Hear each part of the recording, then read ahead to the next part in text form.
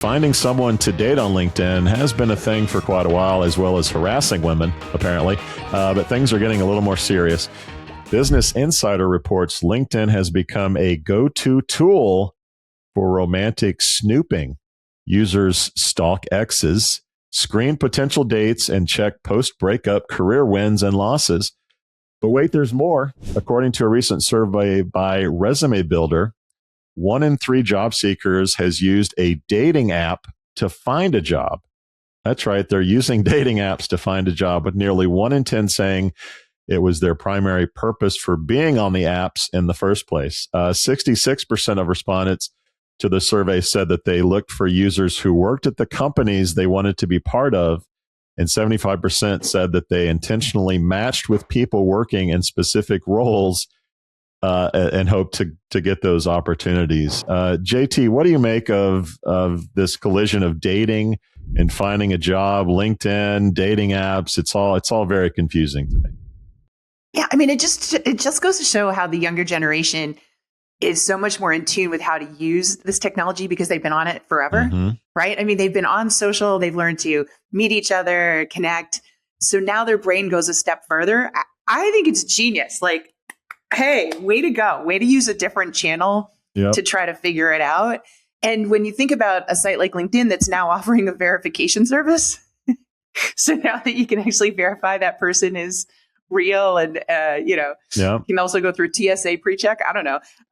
It's just it's fascinating to me. I mean, I found it great. Like, why wouldn't you? And then I think the stat was like 38% of them ended up dating the person that they researched. I'd love to know too. how that date goes. Do you show up and say, like, you know what, not really into you, but I want to work for your company? How can you get me into the right, or do you fake it until like timing wise, like, okay, she's into me. It's about, I should ask about her employer, but I don't want to get too serious because I don't want to work with a coworker.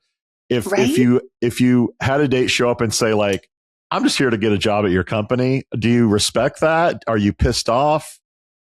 Because I'm thinking this ends poorly for this relationship. I don't think they're that obvious in the beginning, right? Don't you think there's a little bit of like getting to know each other? I have no idea. I don't know how you bring this up. I don't think they're that direct. I don't think they're that direct. There's got to be a line where if I have sex with this person, how do I broach an employment opportunity? I mean, there's got to be a line where you get up to it and go, before we move any further, can you introduce me to your head of TA at Surge? I don't know how this works. I think LinkedIn could add about $1 billion of value if they had a dating option. If monetization, just like you have in your profile picture, open to work. If you had open to relationship and pay for that, like, they'd make a lot of money being like a dating service.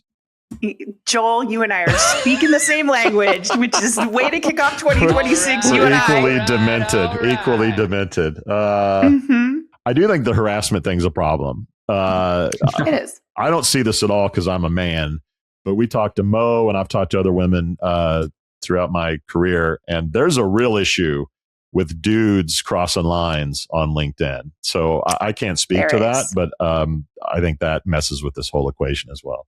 It definitely comes with the territory, right? So I've seen more than I need to.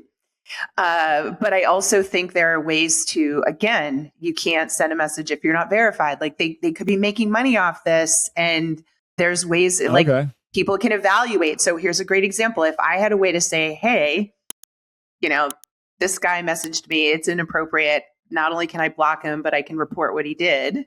There's a way for them to build this. So you're saying they could drive real people by being a dating solution, because to use the dating app or the solution, you have to be verified as a human being. So they could kill two birds with one stone. You get more point. Real people, confirmed real people, and make more money by making love connections on the app. There you go.